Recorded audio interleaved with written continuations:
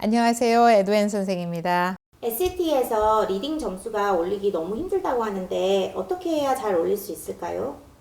SAT 리딩이 가장 어렵죠. SAT 하면 리딩 때문에 얘기가 많고 그리고 시간도 제일 많이 걸리고 고생도 하고 그렇습니다. 이유는 SAT 이 시험이 얘기하는 그 리즈닝 테스트, 리즈닝 스킬이라는 게 사실은 거의 다 독해에 대한 문제이죠. 영어도 그렇고 수학도 그렇고 어떻게 문제를 해결하는지가 다 이 리딩에서 시작된 부분이기 때문에 그렇습니다. 아이들이 시험을 잘 못 보는 아이 이렇게 얘기할 때 결국은 이 리딩 문제가 가장 큰 문제들입니다. SAT 리딩 문제, 리딩에 대한 시간을 많이 쓰는 학생들 그룹을 나눠보면 한 그룹은 어릴 적부터 읽어 나가는 부분에 대한 헤빗들이 잘 정리가 안 되어 있는 학생들 그룹이고 또 하나 그룹들은 나중에 미국에 왔기 때문에 여기에 문화적인 요소나 깊은 단어가 주는 델리케이트한 미닝들을 잘 모르기 때문에 그런 데서 생기는 문제를 가진 학생들이 갖는 어려움 이렇게 나누어질 수가 있습니다. 우선은 그럼 나중에 온 학생들 중심으로 먼저 한번 얘기해 보면 이 학생들한테는 단어가 생명이에요. 왜냐하면은 어릴 적부터 여기에서 놀면서 생활하면서 했던 여러 가지 단어들이 부족하기 때문에 그 단어가 주는 맥락을 몰라서 언제나 그 초이스가 주는 것 중에 두 개 남으면 그 중에서 어떤 거를 선택하지 못하는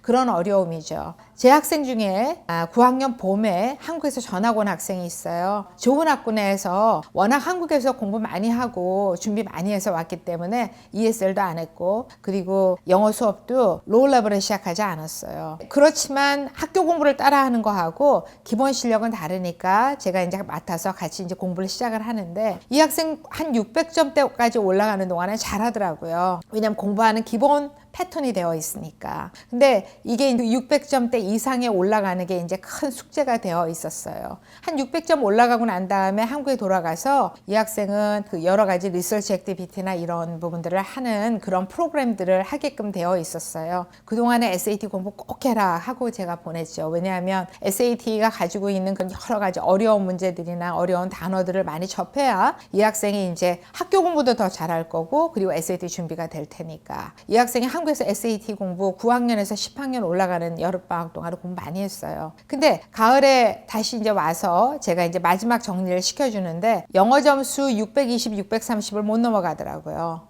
그리고 아이는 지쳤죠. 미국에 와서 시작하는 동안에 어려웠던 공부들 감당하느라고 노력 많이 했을 거 아니겠어요? 그런데 이제 거기에 여름방학에 SAT 공부했죠. 시험 몇 번 보는데 점수는 그렇게 안 나죠. 아이 많이 지쳤죠. 12월부터 한 달은 다른 생각하지 말고 충분히 어떻게 공부를 했는데 안 되더라 하는 부분들을 충분히 반성해보고 리뷰해보라고 제가 얘기했고 그리고 같이 미팅도 많이 했습니다. 이전에 있는 SAT는 페이퍼 베이스드 SAT는 쭉 해서 스토리를 읽으면서 스토리를 전체적으로 문맥을 파악해서 문제를 한 10개 정도를 풀어야 되는 거라면 지금은 세상이 좀 달라졌어요. 각각 문제마다 단어가 주는 문맥을 정확하게 이해해서 답을 해야 되는 그런 시험 형태로 바꿔졌으니까 그럼 이제부터 시작해서는 단어가 생명이니 한번 열심히 해보자 하는 계획으로 우리가 나갈 수 있었습니다. 이 학생 단어 공부 많이 시키면서 1대1로 워낙 공부하는 부분들에 대해서 기본이 잘 되어 있으니까 선생님하고 필요한 부분만 딱 집어서 충분히 연습시키는 거 그리고 선생님하고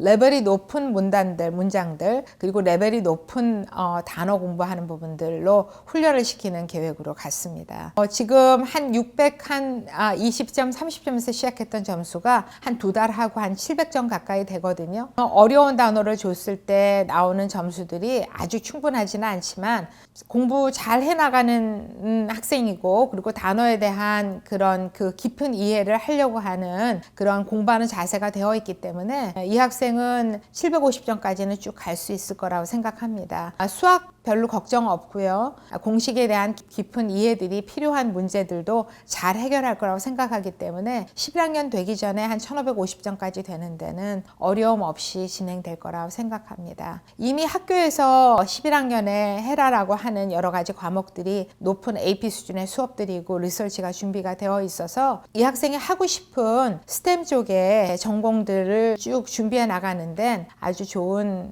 과정들을 만들어 나갈 수 있을 거라 생각합니다. 제가 이 학생한테 공부하라고 더 제시한 것들이 있어요. 뉴요커라고 하는 매거진이 있죠. 이거는 여러 가지의 장르의 패시지들을 다 잘 볼 수 있는 매거진입니다. 그런 인문학에 대한 책들을 읽어내갈 시간은 없잖아요. 그러니까 이런 매거진들 통해서 미국에 대한 히스토리나 컬처, 폴리틱스 이런 것들을 잘 접하면 굉장히 크게 도움이 될 거라 생각합니다. 그래서 그 서브스크립션 시작했습니다. 그리고 또 하나는 내년에 있을 리서치에 대해서 준비를 해야 되겠으니 사이언스 매거진 구독해서 보라고 했습니다. 이 사이언스 매거진을 읽어나가면서 이 학생은 내년에 할 리서치에 대한 아이디어도 많이 가질 거고 그리고 리딩에 대한 도움 많이 받을 거라고 생각합니다. SAT 일찍 해놨고 그리고 그 이후에 있는 AP 과목부터 여러 가지 아카데믹 포트폴리오가 잘 준비가 되면 굉장히 성공적인 대학교로 가는 포트폴리오를 잘 만들 수 있을 거라 생각이 되네요.